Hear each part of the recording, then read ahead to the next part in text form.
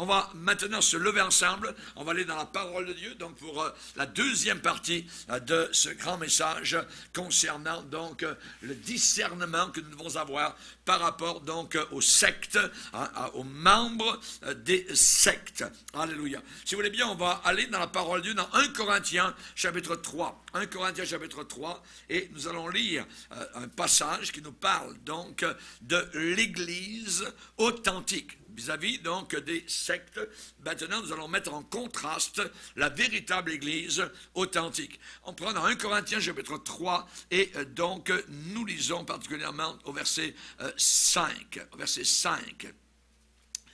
Qu'est-ce donc qu'Apollos ou qu'est-ce que Paul? Des serviteurs par le moyen desquels vous avez cru, selon que le Seigneur l'a donné à chacun. J'ai planté, dit l'apôtre Paul, il a planté la parole de Dieu dans les cœurs des Corinthiens, j'ai planté. Apollos est venu après moi, lui par son ministère, il a arrosé, donc il a continué le travail que j'avais commencé, mais c'est Dieu qui fait croître. Mais Dieu fait croître, en sorte que ce n'est pas celui qui plante qui est quelque chose, ni celui qui arrose, mais Dieu qui fait croître, Dieu qui fait grandir. Celui qui plante et celui qui arrose sont égaux, et chacun recevra sa propre récompense selon son propre travail. Car nous sommes ouvriers avec Dieu, vous êtes le champ de Dieu, l'édifice de Dieu. Et regardez bien, ensuite le verset 10, et en continuant. Selon la grâce de Dieu qui m'a été donnée, j'ai posé la fondation, j'ai posé le fondement, comme un architecte sage, comme un sage architecte. Et un autre bâtit dessus, mais, que chacun prenne garde à la manière, à la façon dont il bâtit dessus. Car personne, absolument personne, ne peut poser un autre fondement, une autre fondation que celui qui a été posé. Savoir Jésus-Christ. Verset 11. Personne ne peut poser un autre fondement que celui qui a été posé, savoir Jésus-Christ. Seigneur, nous sommes devant toi. Nous te bénissons pour ta grâce supérieure, pour ta bénédiction sur tes enfants. Aide-nous, Seigneur Jésus, à respirer ta parole, à avaler ta parole, à mâcher ta parole, à manger ta parole. Aide-nous, Seigneur, s'il te plaît, à comprendre les Saintes Écritures, à ne pas rester au stade enfantin, mais à grandir dans tes voies. Nous te le demandons dans le nom puissant de Jésus. Amen. Et tout le peuple dit Amen. Gloire à Dieu. On peut s'asseoir, frères et sœurs. Alléluia. Gloire au Seigneur. On a vu ce matin, donc, les sectes, particulièrement, donc, renient, de façon générale, l'autorité de la parole de Dieu, l'autorité de la Bible. Ils renient la saine doctrine, l'enseignement de base. Ils renient aussi la puissance de la pureté, de la piété. Donc, si je dis que je suis à Jésus, je dois marcher d'une manière propre, d'une manière pure. Ensuite, dans les sectes, ils n'offrent pas véritablement de moyens pour aller au ciel, pour être sauvés. Et dans une secte, généralement, ce qui garde les gens, c'est la peur. Dans une secte, donc, on agit avec un manteau, je dirais, de peur sur les gens pour qu'ils restent, pour qu'ils ne s'en aillent pas, pour qu'ils continuent à donner de l'argent, donc, à la secte, et ainsi de suite. Donc, c'est la peur. Ils agissent généralement avec la peur. Et les leaders, généralement, manipulent, contrôlent les membres, donc, de la secte par la peur. L'apôtre Pierre avait dit, ils trafiqueront de vous au moyen de paroles trompeuses. Il parle des faux prophètes. Alors évidemment, donc, pour contrecarrer leur travail, eh bien, il faut faire quoi? Il faut enseigner la vérité. Il faut enseigner ce qui est vrai, la vérité, leur montrer les erreurs, les aider à s'en libérer si cela est possible. Mais le plus important, par rapport aux sectes, elles sont nombreuses. Je vous ai dit qu'elles viennent autant du monde chrétien que du monde païen. Il y a des sectes chrétiennes, il y a des sectes païennes. Mais le plus important, c'est de fortifier les membres de l'Église par un bon enseignement sain. Un enseignement de santé qui conforte les chrétiens, qui les console, qui les consolide dans la foi véritable. Tout d'abord, nous savons que pour être pasteur, évidemment, il faut avoir, évidemment, donc, cette capacité, comme Tite le déclare, un pasteur doit être absolument attaché à la vraie parole, à la véritable parole. Pas uniquement la parole de façon générale, à la vraie parole telle qu'elle a été enseignée. Par qui? Par les apôtres et par Jésus-Christ. Donc, il faut qu'il soit attaché à la vraie parole. Pourquoi? Afin que ce pasteur, cet ouvrier dans la vigne du Seigneur, soit capable, qu'il ait la capacité d'exhorter selon la saine doctrine et aussi de réfuter les contradicteurs. Un pasteur doit absolument avoir cette capacité. Si c'est je t'aime, voyez, molimolo, mashmolo, voyez, vous n'avez pas à ce moment-là donc de direction. Vous ne pouvez pas faire confiance à un pasteur semblable. La Bible déclare qu'il doit être attaché à la parole pour véritablement donc être capable de réfuter les contradicteurs. Je me rappelle un jour, il y avait des Mormons qui sont présentés dans notre assemblée et donc j'ai prêché, je les ai remarqués, ils étaient toujours deux avec belle cravate, chemise blanche, costume bleu, tout ça, les missionnaires mormons, voyez. Et au milieu de la prédication, j'ai dit à mes gens qui étaient là, eh bien vous voyez, comme par exemple, eh bien vous avez ici deux faux prophètes qui sont au milieu de nous. Hein, et donc tous les gens sont tournés vers ces deux personnes-là, voyez, ils sont levés, tout ça, qu'est-ce que vous voulez dire, tout ça, hein, nous sommes des Mormons, c'est ça l'amour de Dieu, voyez, et puis ils sont partis donc en fulminant. Mais pourquoi? Parce que j'ai levé la pierre, voyez, je les ai dévoilés directement, donc, pour que mes gens, parce que ces gens-là, quand ils viennent parmi les chrétiens, évidemment, c'est pour en emmener. Les emmener donc dans leur temple. Et évidemment donc nous savons et nous avons besoin donc de veiller par rapport donc aux membres des sectes. Je me rappelle dans ma première église, quand j'étais au lac Mégantic, il y a un jeune homme noir très gentil, donc un haïtien, qui est venu, qui s'est installé un dimanche matin au fond de l'assemblée. Nous étions environ 70 et là, ce jeune homme était très bien, je suis chrétien, tout ça, bon, bah, pas de problème. Et il est venu quelques semaines et il a commencé à faire des contacts, tout ça, et certains de nos chrétiens ont commencé à l'inviter chez eux, à prendre un repas, et ainsi de suite. Et au bout d'un certain temps, je me suis rendu compte, donc, que plusieurs familles avaient quitté l'Église.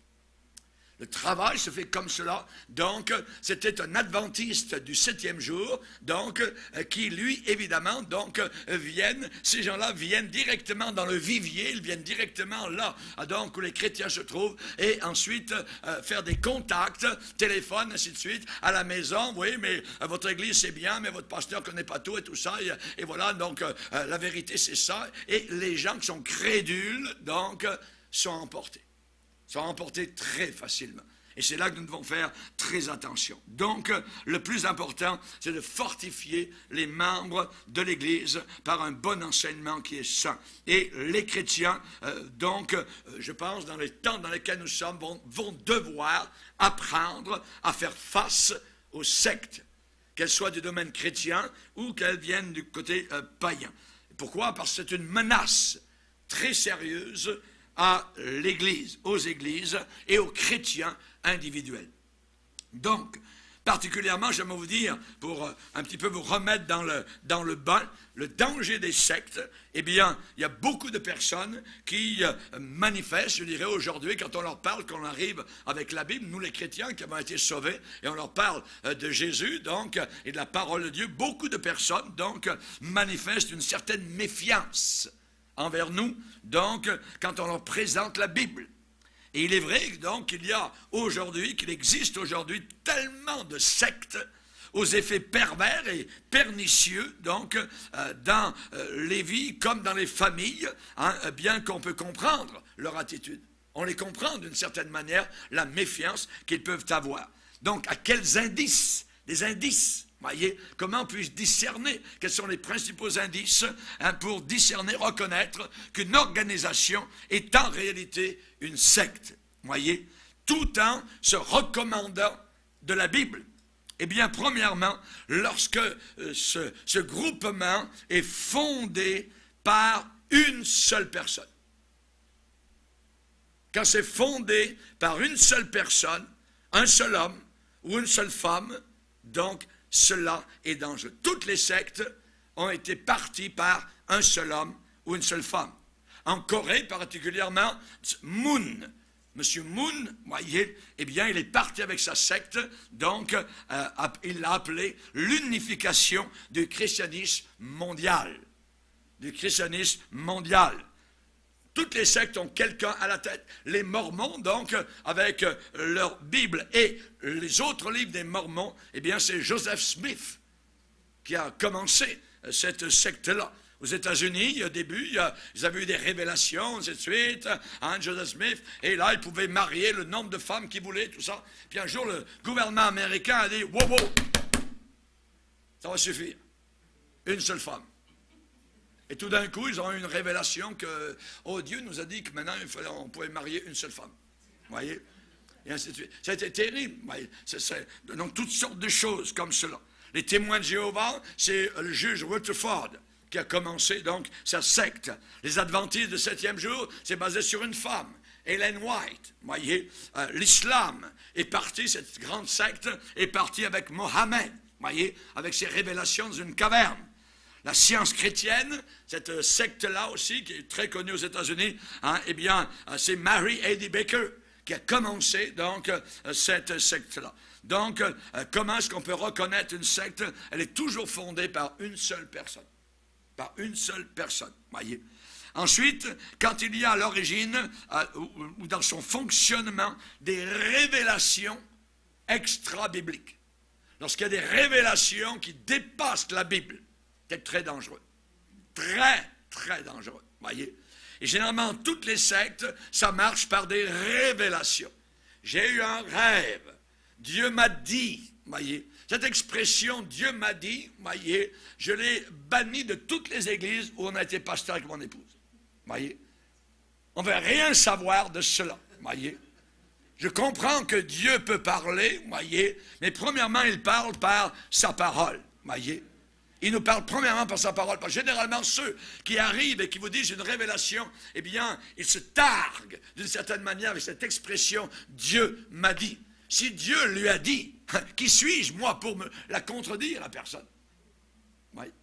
Évidemment, on peut la contredire. La Bible dit qu'il faut contredire, le pasteur doit être capable de contredire les contradicteurs et les révélations extra-bibliques.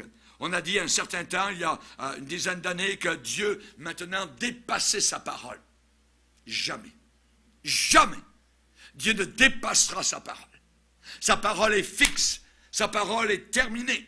Et il va toujours confirmer les Saintes Écritures. Le Saint-Esprit ne pourra jamais aller contre la parole de Dieu. Que l'homme ne sépare pas ce que Dieu a uni. Et Dieu a uni sa parole, écrite, la Bible, dans ses 66 livres, avec le Saint-Esprit. Le Saint-Esprit ne me dira jamais quelque chose qui contredit les Saintes Écritures.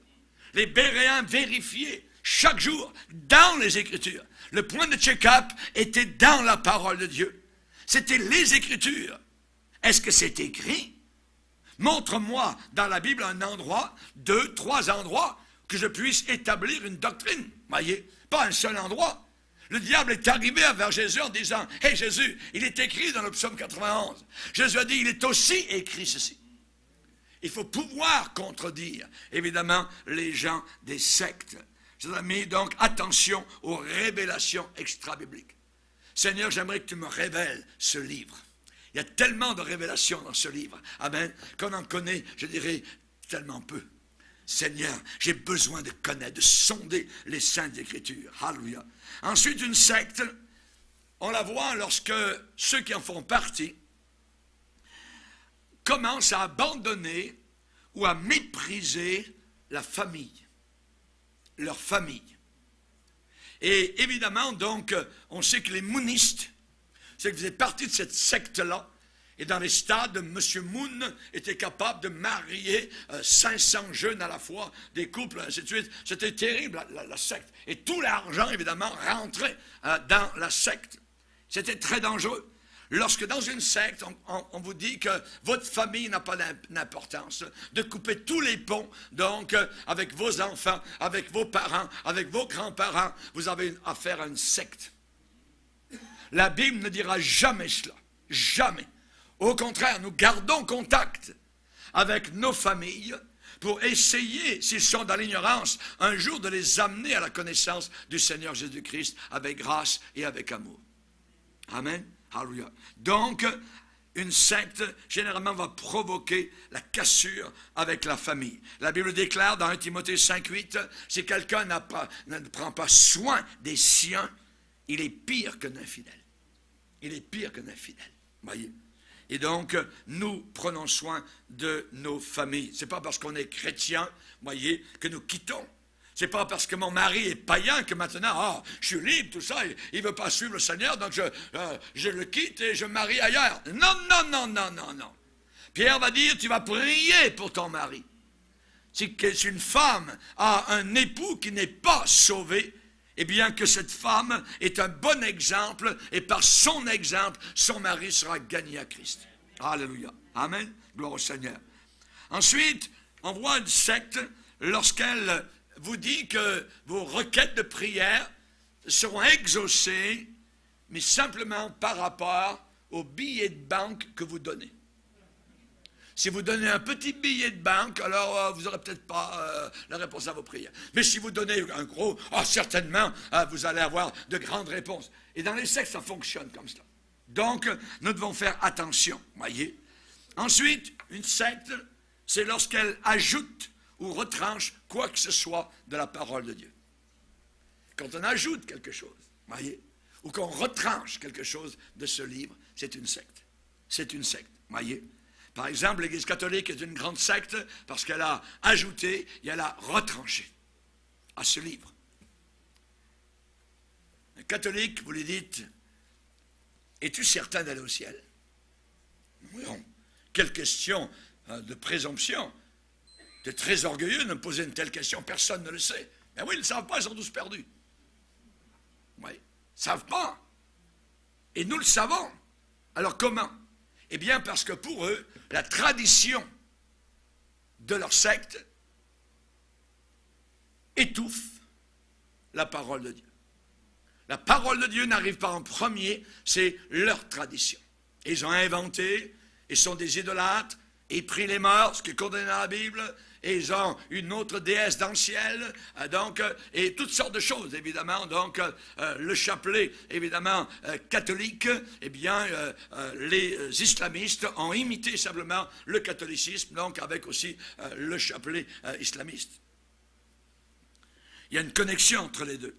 Nous allons voir maintenant particulièrement, donc, l'Église authentique. Comment on fonctionne, nous? Est-ce que nous sommes une secte? Nous allons voir, donc, que nous ne sommes jamais basés sur un homme. Au travers des siècles, la véritable Église chrétienne n'a jamais été basée sur un homme. L'Église catholique est basée sur l'apôtre Pierre. Tu es Pierre, et sur cette pierre, je bâtirai mon Église. Et voilà, le tour est joué. Voyez? Donc, l'Église catholique, eh bien, place l'apôtre Pierre comme la base, le premier pape de l'Église romaine. C'est complètement faux. Jésus a dit, qui dites-vous que je suis? Les uns disent que tu es ceci, les autres que tu es Jérémie, les autres disent que tu es Élie, ainsi de suite. Mais vous, qui dites-vous que je suis? Et l'apôtre Pierre déclare, tu es le Christ, le Fils du Dieu vivant. Bravo Pierre. Ce que tu viens de déclarer, ce n'est pas la chair et le sang qui t'ont révélé cela. C'est mon Père qui est dans les cieux. C'est une révélation que tu viens d'avoir. Je suis le Fils de Dieu. Et sur cette pierre, sur cette révélation, je vais bâtir mon Église. Pas sur toi. Tu vas être capable de me renier. Tu vas être capable plus tard avec les Galates d'agir de façon hypocrite. On ne peut pas bâtir l'Église de Dieu sur des hommes. Et nous l'avons lu dans Corinthiens 3, où il est dit, Paul l'apôtre dit, personne ne peut poser une autre fondation que celle qui a été posée, savoir Jésus-Christ. Jésus-Christ. La véritable Église, elle est basée, posée, fondée sur Jésus-Christ. Alléluia. Chers amis, l'Église authentique est composée de chrétiens dont la foi a pour base le fondement de la Bible, la fondation des Écritures. Des gens qui reconnaissent Jésus-Christ pour deux choses, comme étant leur sauveur personnel, deuxièmement comme étant leur Seigneur, leur Maître. Ils obéissent, ils suivent. Quiconque même qu'il me suive, c'est quelqu'un même qu'il renonce à lui-même, qu'il me suive, qui se charge chaque jour de cette croix, que sa vie soit clouée littéralement. Il est mort à ce monde. Allez demander aux sectes chrétiennes aujourd'hui où l'on danse à l'intérieur, où l'on prend les femmes à bras-le-corps, ainsi de suite, où on les fait voler dans les airs, au nom de Jésus, supposément. Pensez-vous que ce sont des chrétiens? Jamais de la vie. Ils ne connaissent pas le Seigneur Jésus-Christ. Ils n'ont aucune crainte. Il y a 7 éléments de base pour composer l'Église authentique. Premièrement, le ministère de la parole. L'Église n'est pas un club social. L'Église annonce des choses éternelles, des choses glorieuses. L'Église ne nous attache pas à la terre, elle nous attache au ciel. Alléluia. Croyant tout ce qui est écrit. Paul a dit, nous croyons tout ce qui est écrit. Acte 24, verset 14. Et nous sommes au service de la parole. Nous ne nous servons pas de la parole. C'est différent. Nous servons la parole de Dieu. Nous sommes les serviteurs de la parole de Dieu. Nous nous courbons devant la parole. Nous soumettons à cette parole. C'est différent de se servir de la parole de Dieu. Lorsque le Seigneur a appelé des hommes à être des ministres, des pasteurs, l'évangile de Luc, ce médecin du 1er siècle, déclare, beaucoup de personnes, plusieurs, ayant entrepris de composer un récit des événements qui se sont accomplis parmi nous, suivant ce que nous ont transmis ceux qui ont été des témoins oculaires dès le commencement, et sont devenus des ministres de la parole. Ces témoins oculaires sont devenus des ministres de la parole. Ils ont administré la parole de Dieu. Ils sont devenus des serviteurs de la parole. C'est la parole qui nous nourrit. C'est la parole qui nous fortifie. On peut danser, je dirais, pendant toute la nuit dans une église et descendre le lendemain en enfer. C'est la parole de Dieu. Il faut revenir à la parole. Lorsque l'apôtre Paul était dans une tempête, il a dit aux gens qui étaient découragés, un ange de Dieu que je sers m'est apparu cette nuit. Il m'a dit que nous serions tous sauvés d'une manière ou d'une autre. Un ange de Dieu que je sers. De Dieu que je sers, non pas de Dieu dont je me sers. L'Église apostate de la fin des temps a un merveilleux paravent pour se cacher, la Bible. Et derrière ce paravent, les pires pourritures, saletés, mensonges, hypocrisie, homosexualité, concubinage, vol, tout ce que vous voulez. Derrière la Bible, c'est un bel endroit pour se cacher. Et le Seigneur a déclaré à une époque, vous avez fait de ma maison une caverne de voleurs. De brigands, de gangsters, de poucheux. Dans la véritable Église, il y a un respect de la doctrine de Jésus-Christ. Il y a un respect des vérités fondamentales et universelles. Dans Hébreu, il est dit, c'est pourquoi, laissant les éléments de la parole de Christ, tendons à ce qui est parfait, sans poser de nouveau le fondement Et là, il va citer différentes doctrines de la vie chrétienne. Fondement du renoncement aux œuvres mortes. Renoncement aux œuvres mortes. La foi en Dieu. La doctrine des baptêmes. Baptême dans l'Église. Baptême dans l'eau. Baptême dans le Saint-Esprit. Baptême de feu. Et ainsi de suite. La doctrine des baptêmes. Ensuite, l'imposition des mains. Quand nous prions pour les gens, pour leurs besoins. Doctrine de la résurrection des morts et du jugement éternel. Ministère de la parole. Deuxièmement, dans une église authentique, il y a, non pas comme les sectes, il y a une notion d'équilibre, de sagesse, d'intelligence. On n'agit pas comme des fous dans un moulin à vent dans l'église de Dieu. Oh, Dieu m'a dit, Dieu m'a dit de courir autour de l'église. Dieu m'a dit d'aller dans ce coin-là parce que l'onction était là dans le coin. Attends, on n'est pas des fous là. Notion d'équilibre. Équilibre. Attention, le déséquilibre est très dangereux. Si vous êtes déséquilibré, vous pouvez tomber et vous faire mal et vous casser un membre. Le déséquilibre, c'est de pencher d'un côté au détriment de l'autre côté. Déséquilibre. Ou encore, le déséquilibre, c'est l'absence d'équilibre. Des gens qui sont emportés à tout vent de doctrine, à n'importe quel vent. J'étais dans un mouvement auparavant où les fausses doctrines venaient régulièrement.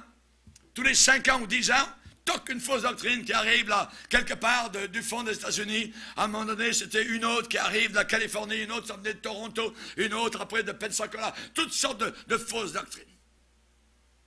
Les gens embarqués, la fausse doctrine faisait des dégâts, des familles divisées, des églises divisées, des pasteurs qui abandonnaient toute l'affaire.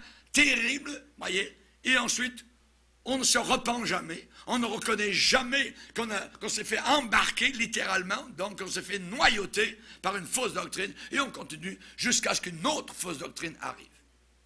J'ai vu cela fois après fois. Ça fait bientôt 50 ans que je suis dans l'œuvre de Dieu. Chers amis, l'équilibre. Il y a des gens emportés à tout vent de doctrine. Alors aujourd'hui, on a inventé quelque chose de merveilleux, c'est que la doctrine n'est pas importante, mais c'est la poubelle, et c'est l'amour qui est important. Le squelette, ce qui va vous tenir debout, c'est votre squelette. Il y a de la chair dessus. Amen.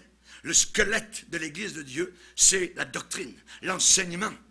Faire marcher notre coco. Comprendre. Comprendre.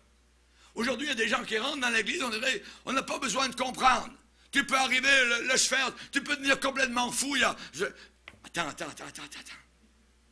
C'est un déséquilibre. C'est un déséquilibre, voyez. Vous avez déjà vu un funambule qui marche sur un fil, voyez, et il a une barre, voyez, et il avance un pas après l'autre, voyez, dans un équilibre parfait. Le funambule est capable de tenir en équilibre uniquement si la barre qu'il tient dans la main exerce la même force à droite comme à gauche.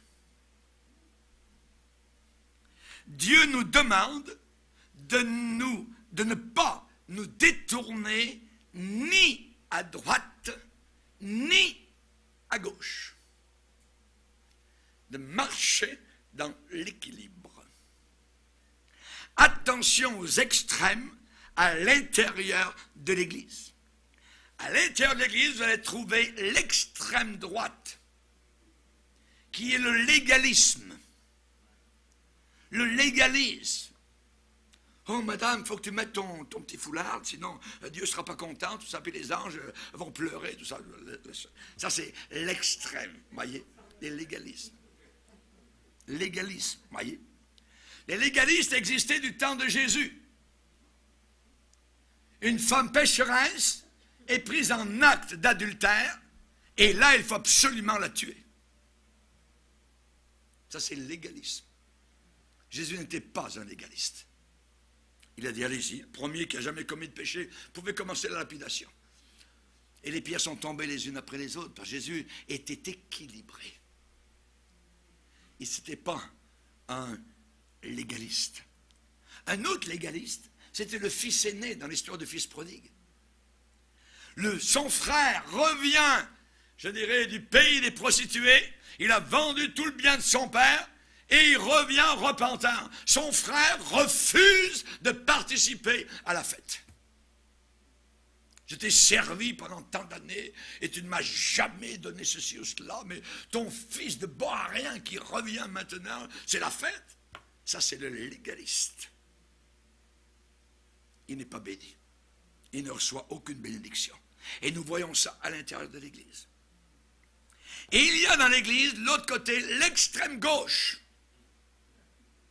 L'extrême gauche, c'est un laxisme qui vient du latin laxus, qui veut dire large, wide open, la mondanité. Et nous avons cela maintenant autour de nous. Et nous avons les deux extrêmes. L'un est aussi dangereux que l'autre. Nous devons être équilibrés. Équilibrés. Chers amis, un oiseau est capable de tenir en équilibre dans les airs s'il possède deux ailes identiques de chaque côté. Identiques. Et nous avons, nous, cette parole qui est une épée à tranchant double. À tranchant double pour nous équilibrer, pour nous garder dans le bon sens, pour nous garder dans la voie droite. Alléluia. Cette épée à deux tranchants exerce une action à deux sens. Elle nous parle autant de la foi que des œuvres. Les gens qui parlent de la foi, j'ai la foi pour rien. Jacques va dire, tu dis que tu as la foi, montre-moi tes œuvres. Tes œuvres vont démontrer si tu as la foi ou pas. Ça se montre la foi. Ça se démontre la foi en Jésus-Christ. L'épée à deux tranchants ne nous parle pas du salut par nos œuvres, ce n'est pas par les œuvres que vous êtes sauvés, mais nous sommes sauvés pour de bonnes œuvres que Dieu a préparées d'avance, afin que nous les accomplissions. Donc, normalement, devant chaque chrétien, il y a des bonnes œuvres, des œuvres bonnes que Dieu a préparées pour que nous les accomplissions. À nous de les accomplir. Si nous disons que nous avons la foi. Jean-Baptiste a dit à des gens très religieux, ne prétendez pas dire à vous-même, ah ouais, nous on est telle religion là-bas, nous on est au temple, tout ça, puis on aime Dieu, puis on prie. Ne prétendez pas dire ces choses-là, mais portez donc du fruit digne de la repentance. Prouvez-le que vous l'aimez Dieu. Ça prend des preuves. L'apôtre Paul prêchait quoi? Il prêchait la repentance et les œuvres qui suivent, qui sont dignes de la repentance, qui prouvent que je me suis repenti. J'ai été pardonné. Je suis sauvé. Ah, la sagesse infinie de Dieu qui nous enseigne l'équilibre. L'équilibre. C'est beau de voir quelqu'un équilibré. Alléluia. Et à la croix, c'est le plus grand équilibre qu'on a jamais vu. Parce que la Bible dit qu'à la croix, se sont rencontrés deux éléments. La justice et la miséricorde. Et c'est à la croix que les deux se sont embrassés. Quel équilibre!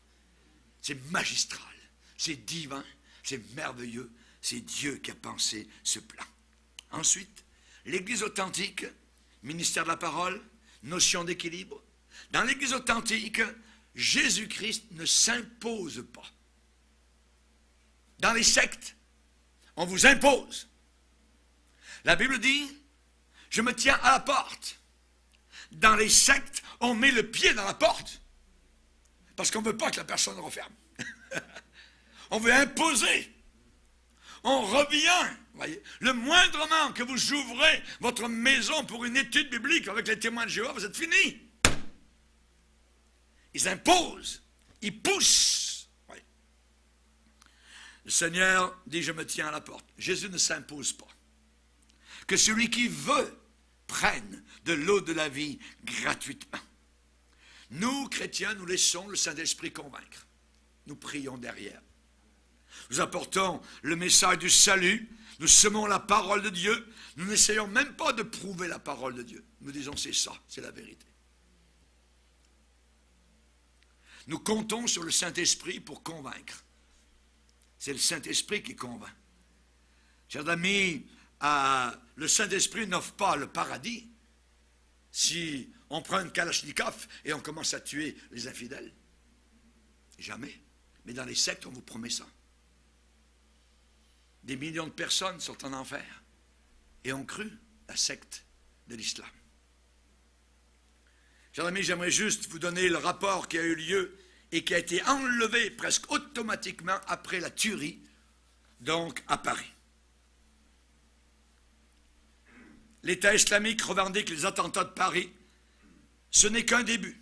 Peut-on lire sur leur compte Twitter de Daesh. Et je vais vous lire ce qu'ils ont marqué. Ça a été retiré presque tout de suite après. Mais on a pu donc le capter. Regardez la secte. Au nom d'Allah, le tout miséricordieux, le très miséricordieux, Allah le Très-Haut a dit, Sourate 59, verset 2, et ils pensaient qu'en vérité leur forteresse les défendrait contre Allah, mais Allah est venu à eux, par où ils ne s'attendaient pas, et il a lancé la terreur dans leur cœur. Ils démolissaient leurs maisons de leurs propres mains, autant que des mains des croyants. Évidemment, les croyants, c'est les islamistes. Tirez-en une leçon, ô vous qui êtes doués de clairvoyance. Sourate 59, ils l'ont marqué. Et ils disent, dans une attaque bénie, ils parlent de Paris, dans une attaque bénie dont Allah a facilité la cause, un groupe de croyants, évidemment les islamistes, des soldats du calife, qu'Allah lui donne puissance et victoire, a pris pour cible la capitale des abominations et de la perversion, celle qui porte la bannière de la croix en Europe, Paris. Un groupe, il continue en disant, un groupe ayant divorcé de la vie d'ici-bas, s'est avancé vers leur ennemi, cherchant la mort dans le sentier de Allah, secourant sa religion, son prophète et ses alliés, et voulant humilier ses ennemis. Ils ont été véridiques avec Allah, nous les considérons comme tels. Allah a conquis par leurs mains, a jeté la crainte dans le cœur des croisés, dans leur propre terre. 8 frères, portant des ceintures d'explosifs et des fusils d'assaut, ont pris pour cible des endroits choisis minutieusement à l'avance au cœur de la capitale de France, le Stade de France, lors de matchs de 2 pays croisés. La France et l'Allemagne, auquel a assisté l'imbécile de France, François Hollande. Le Bataclan, où étaient rassemblés des centaines d'idolâtres dans une fête de perversité, ainsi que d'autres cibles dans le 10e, le 11e et le 18e arrondissement, et ce simultanément. C'est eux qui parlent. Paris a tremblé sous leurs pieds, et ses rues sont devenues étroites pour eux. Le bilan de ces attaques est de minimum 200 croisés tués, et encore plus de blessés. La louange et le mérite appartiennent à Allah. Allah a facilité à nos frères et leur a accordé ce qu'ils espéraient, le martyre. Ils ont déclenché leur ceinture d'explosifs au milieu de ces mécréants après avoir épuisé leurs munitions. Qu'Allah les accepte parmi les martyrs et nous permette de les rejoindre.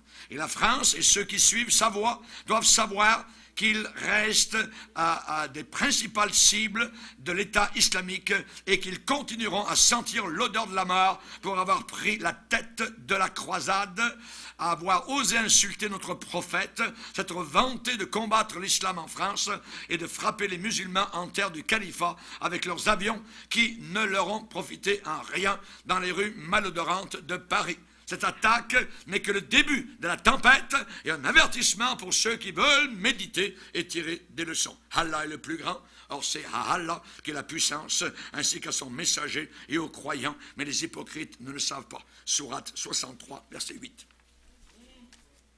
Secte.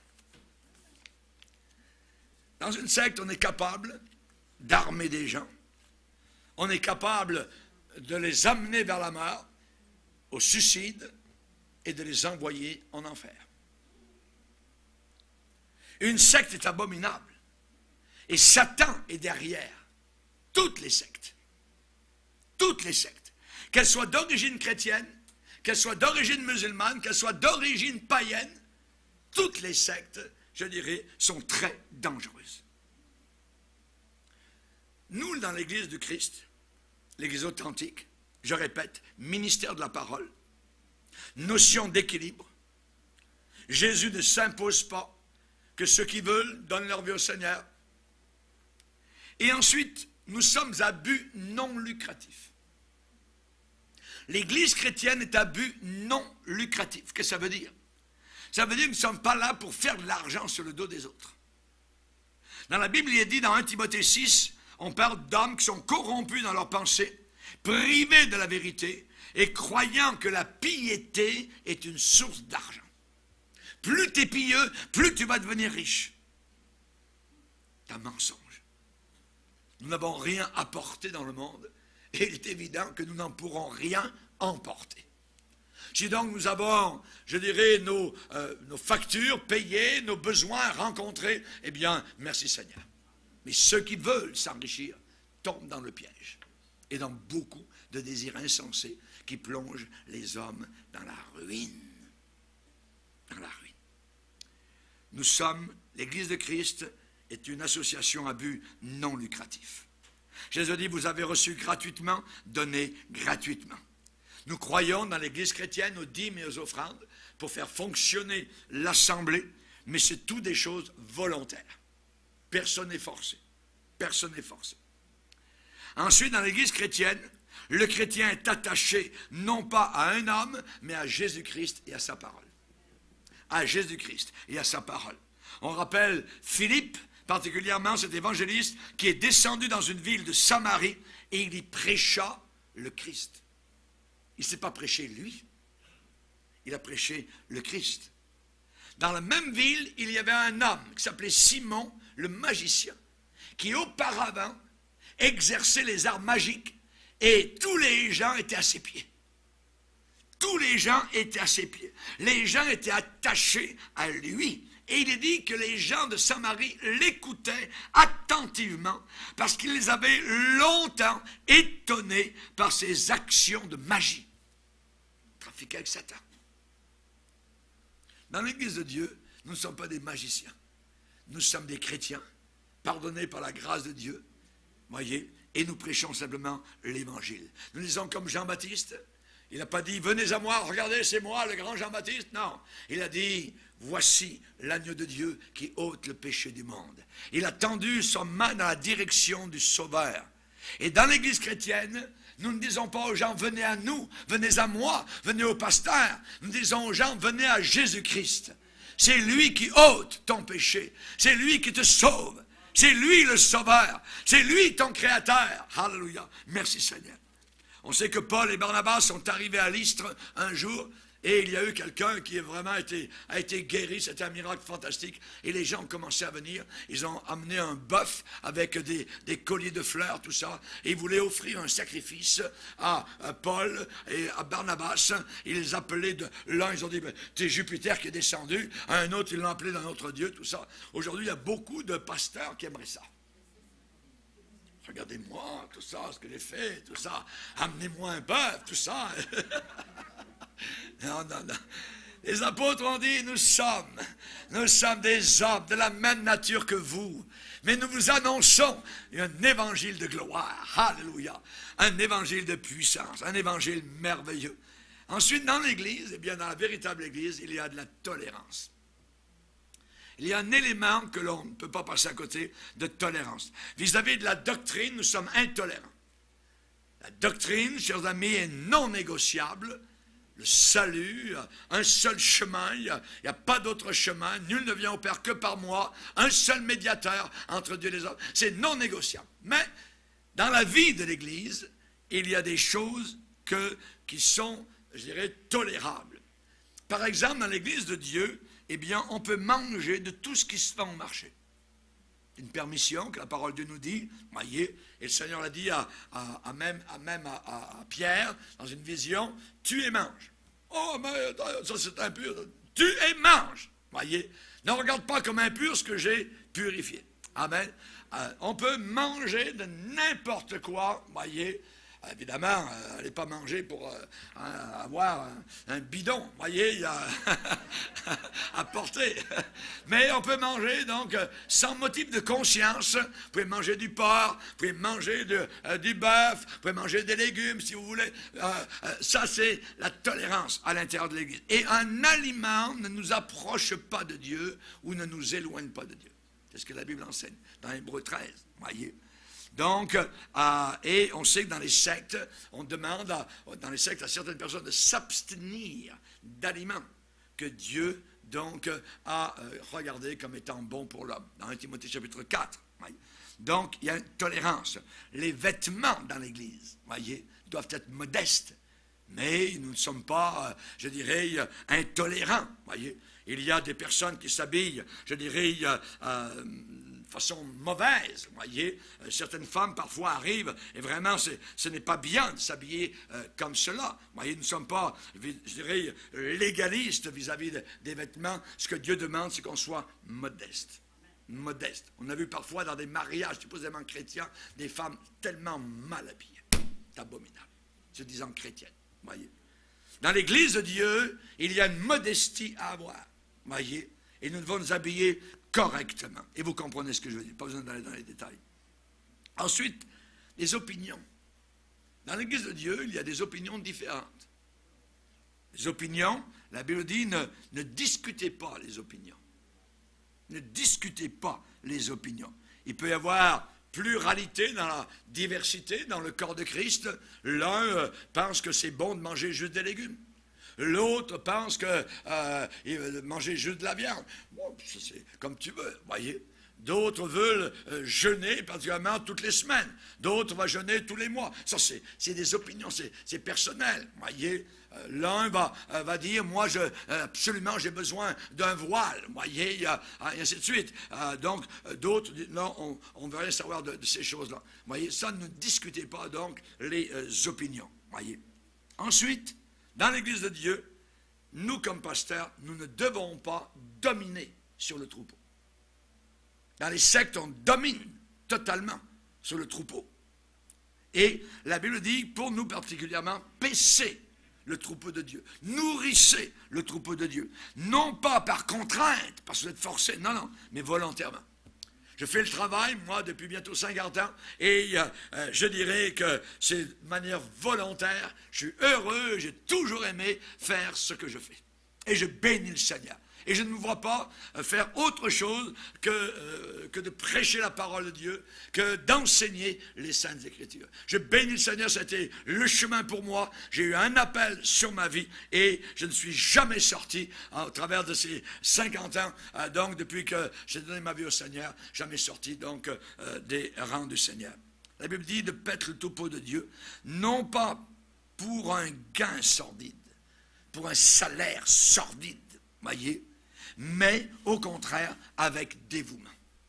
Je ne sers pas le Seigneur pour l'argent, je sers le Seigneur avec dévouement.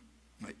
Non pas comme dominant sur ceux qui vous sont échus, mais comme étant un modèle pour le troupeau. Et je prie chaque semaine, je dirais, Seigneur, aide-moi à être un modèle. Pour tous mes frères et sœurs qui me regardent et qui, évidemment, désirent s'approcher de toi. Aide-moi, Seigneur, à ne jamais être un obstacle ou une pierre de chute pour eux, pour qui que ce soit. Ensuite, dans l'Église de Dieu reste dans le monde. Elle reste dans le monde. Nous sommes dans le monde. Nous n'appartenons pas au monde. La secte fait sortir ses adhérents du monde. Les emmène sur des montagnes, dans des monastères, dans des lieux reclus, voyez. Les coupes de la famille. Nous avons entendu un témoignage d'une sœur catholique. Elle est restée, je pense, 15 ans dans un monastère. Elle a pleuré. Elle raconte tout ce qu'elle a vécu, c'est abominable. La mère supérieure, un jour, lui a dit, aujourd'hui, tu vas devenir l'épouse de Christ.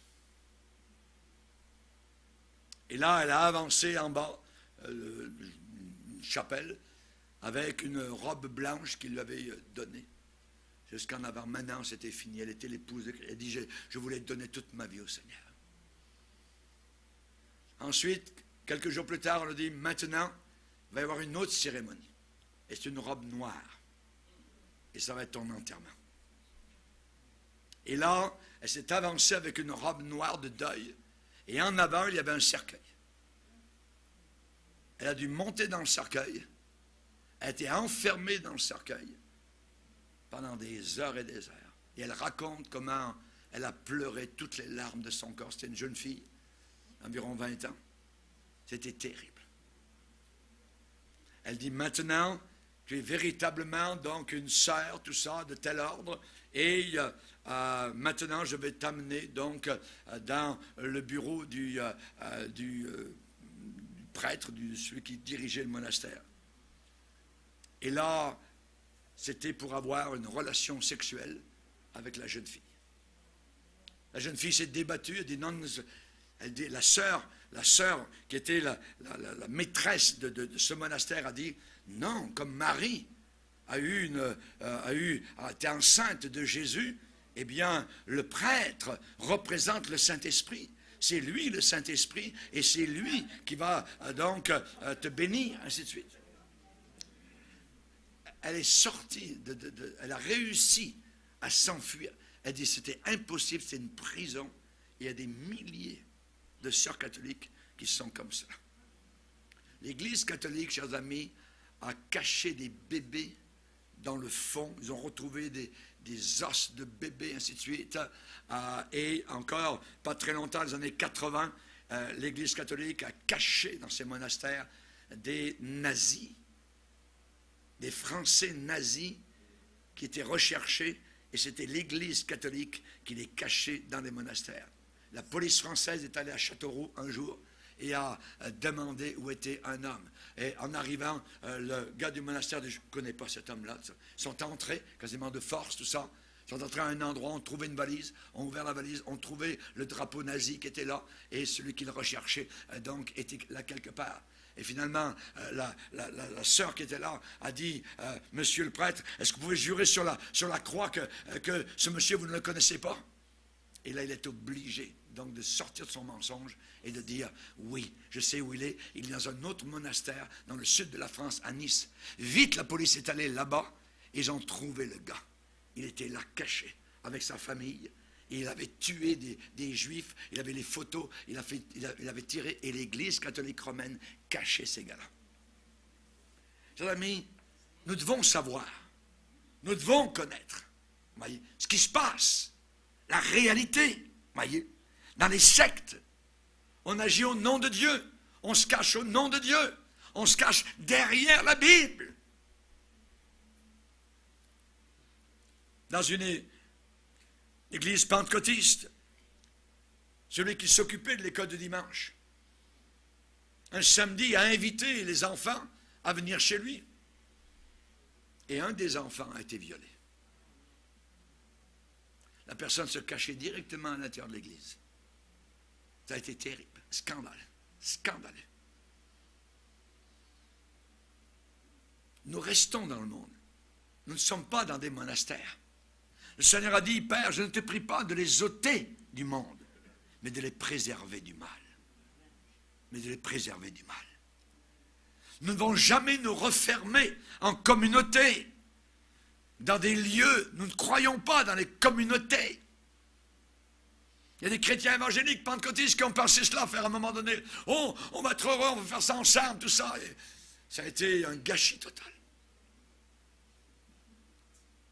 Nous respectons les autorités, nous payons nos impôts dans l'Église de Dieu. Nous ne cachons pas, voyez. S'il y a un service militaire dans un pays, nous faisons notre service militaire. Nous respectons la police. Jean-Baptiste a parlé aux policiers de l'époque, aux militaires de son époque, et il leur a dit, ne commettez pas d'extorsion ni de fraude envers personne. Contentez-vous de votre solde.